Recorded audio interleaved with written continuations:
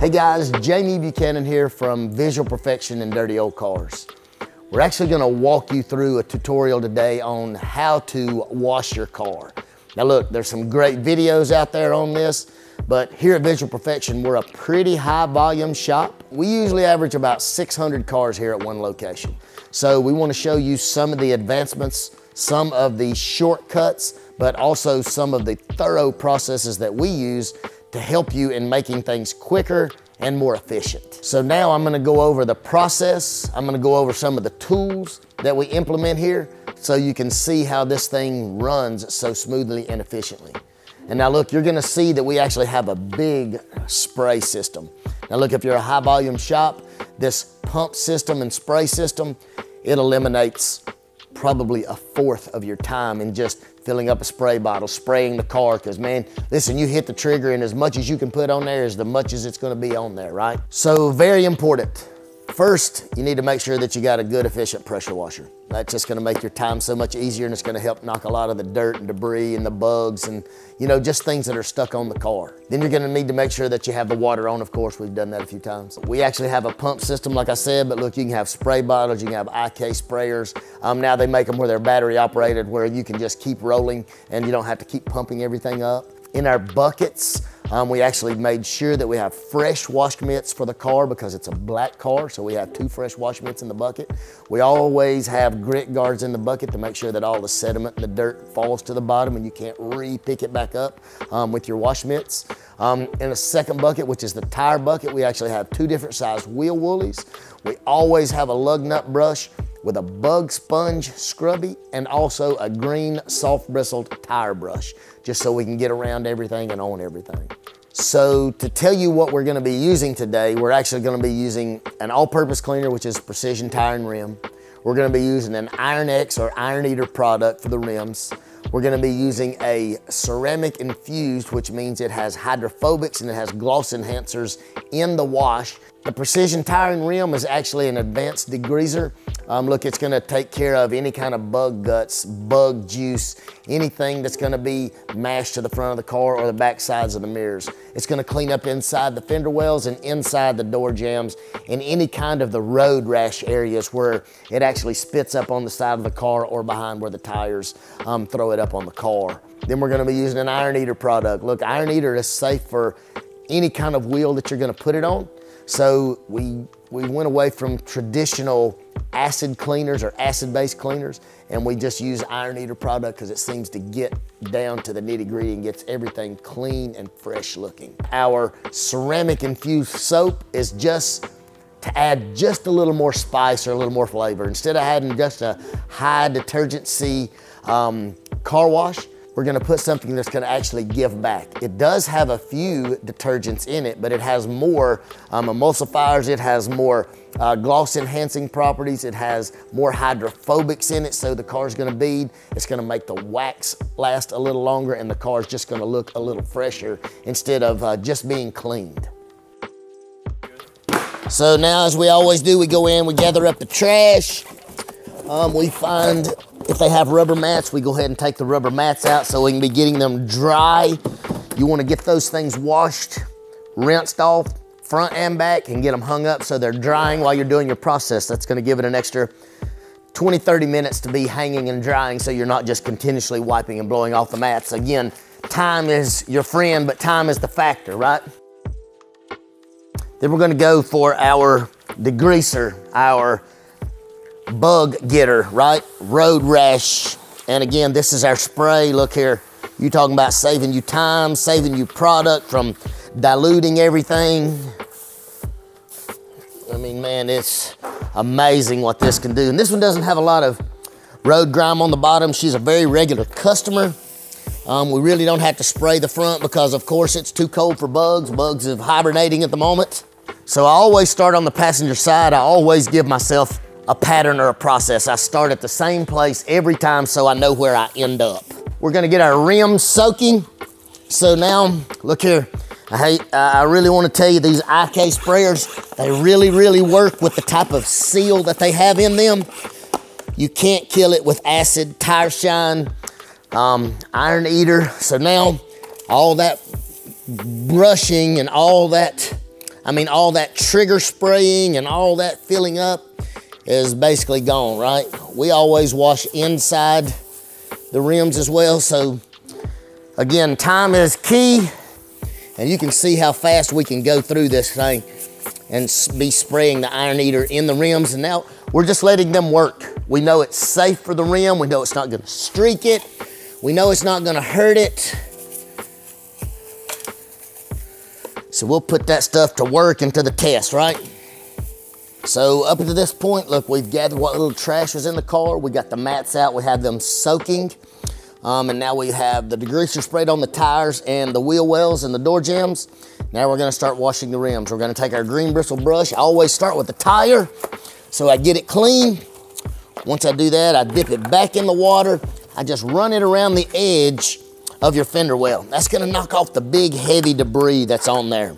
That's gonna save you some time during the wash process. Then we're gonna take our wheel woolly. We're gonna start washing up inside the rims, inside all of the holes, right? Again, time, make sure you're getting all your edges and rubbing it around, because on the inspection process, somebody's gonna be looking to make sure that we did a great job, and if not, we basically have to start over. It's like going back and not getting to collect $200. So now this one fits inside, so we'll go up inside the rim. So now, lug nut brush. Why would I wash the wheel and not wash in the holes of the lug nuts? That just makes it dirty looking.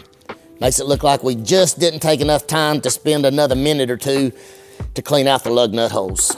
Now, back to our brush. We just want to make sure we get the facings of the wheel. Your iron eater is going to do most of the work. And there you have it. Then we're on to the next wheel and tire. So to let you know where we are, we have put degreaser on the tires and the fender wells. We've actually washed up inside the rims with our iron eater products and our wheel woolies. We've actually washed the mats, rinsed those, and now we've got them hanging up dripping dry and running off because gravity is your friend. We're getting ready to foam the car now and wash it so we can rinse it off and speed up the process.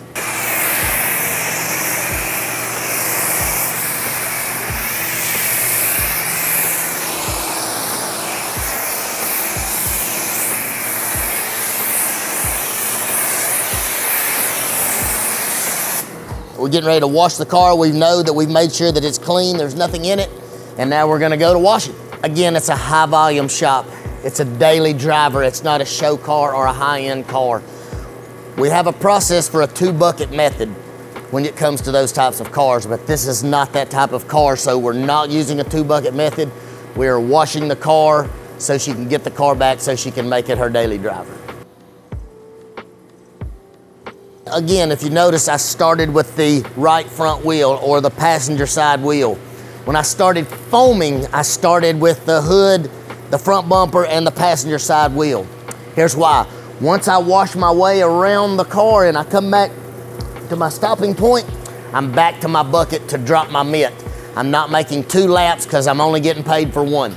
And once you saw me foam the car, I foamed the car from this passenger side to the driver's side and stopped. I left my pressure washer wand there. So now when I start rinsing, I will start rinsing from there, rinse my way back around, so when I'm done here, I'm rolling up the hose. Again, I'm getting paid for 1 trip around the car, not 2.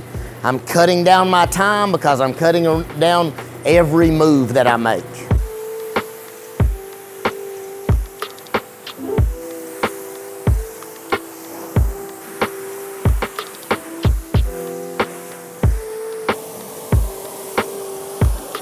So we're just taking us a drying towel. This is about 400 GSM.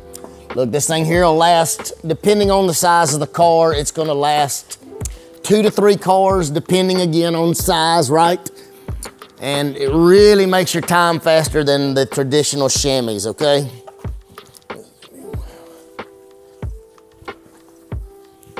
Keep it on the car. You don't even have to really take it off except when you're getting your mirrors and stuff. Once again, I start at the front left wheel. I just make 1 trip around the car because I'm only getting paid to wash it 1 time. So that way I'm cutting down on my time by just walking around and not making every movement and every step count. And as you can see, it's took me a minute or a minute and a half to dry the whole car. And guess what? I ended up right back where I started. I can put it on my rack, I can put my mid in my bucket, I can hang my bottle on my bucket. No matter what, I'm starting and stopping at the same place. Okay guys, so you saw us do our wash on the exterior. Now we're gonna be doing the basic inside. So look, we're picking up all the clutter. We are wiping everything down. We are vacuuming everything out, and we're cleaning the windows. Look, there's no shampooing. There's no steaming of any chewing gum or spots on the inside. This is a basic package to keep what you have clean. It's not cleaning it. It's just taking care of whatever you have right now. This is part of our basic luxury wash package, which it's the highest number of what we do, but it's the least amount when it comes on the money scale.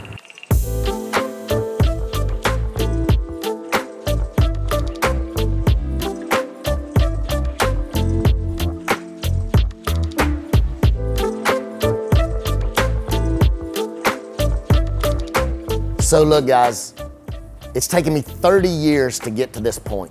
Actually 32 if we're gonna be exact, right? And look, when I started in my grandpa's garage, it was me, it was an hourly rate. Every car basically got a luxury wash, meaning almost a detail besides the waxing part, whenever I would pick up the car and take it back. But now, since we're a high volume shop, look, there's more to this thing than meets the eye besides my grandpa's garage. I have all the help, all the tools and things of that nature. You really can't give a full detail for a luxury wash price. But now look, in order to do that many cars a month, we have to have a specific process in order to do that, and in order to cater to our customers. Now look, our customers want a clean, effective, thorough car that they can drive around and be just fine in. And they're looking for, basically, you're gonna run it through the wash, you're gonna vacuum it out, wipe it all down a little and do the windows so they can have a fresh, clean ride. Not everybody is looking for the full luxurious detail. That's how we can do so many cars per month. Hope you enjoyed the video today. Hope you enjoyed the layout and the process and all the tools that we use. But listen, we're always apt to learn new things. So look, if you have something to share with us, listen, please comment. But now look, also, like it, share it, subscribe to the channel. Make sure you're telling all your friends about it. And again, if you have anything to add or any advice or any comment, please send that. We'll do our best to get back to you. And who knows, we may even implement that on the next one of our videos because it may be beneficial to how we work things around here at Visual Perfection.